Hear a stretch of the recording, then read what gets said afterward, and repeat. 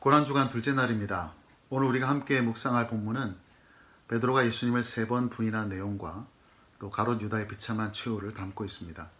어제는 베드로가 예수님을 멀찍이 따라가던 모습을 통해서 우리가 예수님을 따라간다는 것의 의미가 무엇인지를 생각해 본 바가 있죠.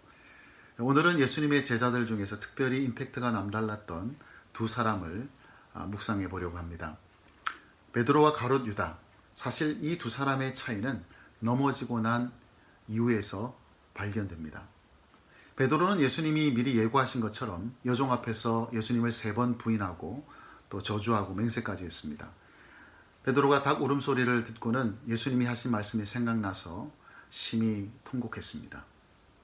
그러나 베드로는 그렇게 회개를 통해서 회복의 길로 나아갔습니다.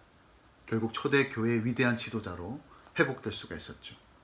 이렇듯 회개는 회복으로 연결이 됩니다. 이것이 하나님이 연약한 우리들에게 기대하시는 바가 아닌가 그런 생각을 하게 되죠.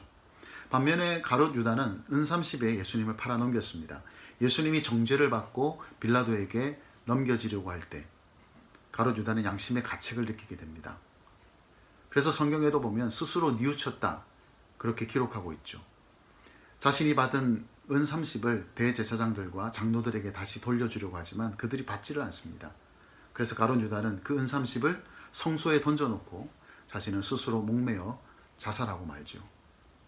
도대체 무엇이 이 두 사람의 차이를 일으켰을까요? 사실 가롯 유다는 회개를 한 것이 아니라 후회를 한 것입니다. 회개와 후회는 완전히 다른 것입니다. 잘못을 뉘우친다는 점에서는 비슷한 점이 있지만 후회에는 돌아가는 동작이 빠져 있습니다. 회개에는 하나님께로 돌아가는 동작이 포함되어 있습니다. 그러나 후회는 그것이 없어요. 그래서 회복이 일어날 수가 없는 것이죠. 회복은 언제나 하나님께로 돌아갈 때에 일어날 수 있는 것이기 때문입니다. 여러분이 잘 아시는 탕자의 비유를 생각해 보더라도 탕자가 아들의 신분을 다시 회복할 수 있었던 것은 그가 아버지에게로 돌아갔기 때문입니다. 그가 돼지우리에서 얼마나 자기 자신의 잘못을 뉘우쳤을까요? 그가 돼지우리에서 얼마나 후회하고 또 후회했을까요? 그러나 아무리 돼지우리에서 후회하고 잘못을 뉘우친다 할지라도 그에게 회복은 일어날 수 없습니다.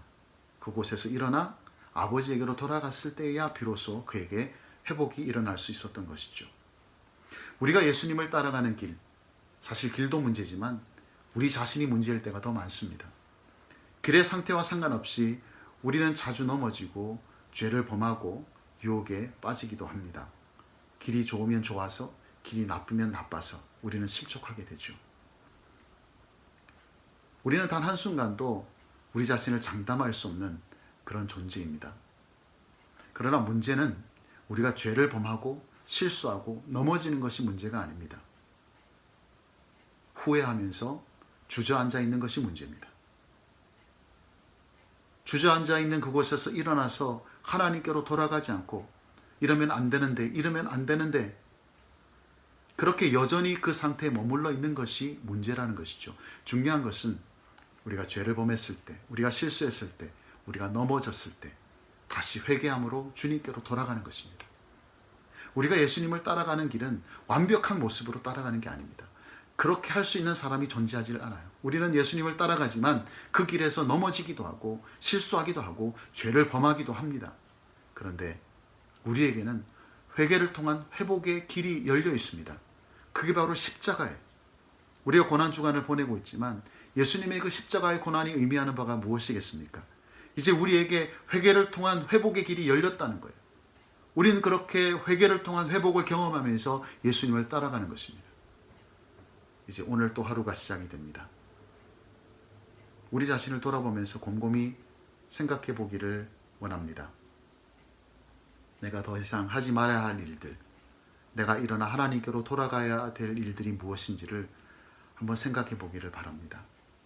여러분이 평소에 하던 말들, 여러분이 평소 가족들에게 했던 모습들, 여러분이 직장과 일터에서 보여주었던 그런 삶의 모습들, 그것이 주님 보시기에 합당치 않다면, 주님이 보실 때 싫어하는 것이라면, 그것이 죄의 양상을 띠고 있는 것이라면 우리는 회개를 통해서 주님께로 돌아가야 합니다. 그렇게 할 때 우리는 회복을 경험하게 되고 우리는 그렇게 회복된 모습으로 계속 주님의 뒤를 따라갈 수 있는 것입니다. 고난주간을 보내면서 이렇게 후회가 아니라 회개를 통해서 우리에게 베풀어 주시는 그 회복의 그 능력을 경험하면서 그렇게 우리의 삶이 늘 주님과 동행하고 주님을 따라가는 그런 복된 삶이 될 수 있기를 주님의 이름으로 축복합니다.